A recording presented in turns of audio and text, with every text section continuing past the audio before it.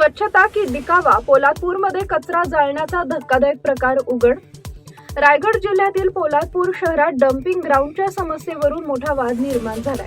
नदीपात्रातील कचरा हटवण्याऐवजी तो त्याच ठिकाणी जाळला जात असल्याचा धक्कादायक प्रकार समोर आलाय. आपली माती आपली माणसं या सामाजिक संस्थेनं 30 एप्रिल रोजी आंदोलनाचा इशारा दिल्यानंतर प्रशासनानं हालचाल करत स्वच्छता मोहीम सुरू केली.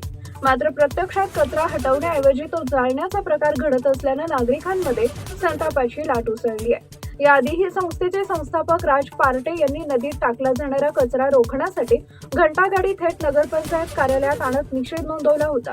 कचरा जाळल्यामुळे वायू आणि जलप्रदूषण यामध्ये मोठी वाढ होत असून नदीलगतच्या जॅकवेलमधून होणाऱ्या पाणी पुरवठ्यावरही गंभीर धोका निर्माण झालाय.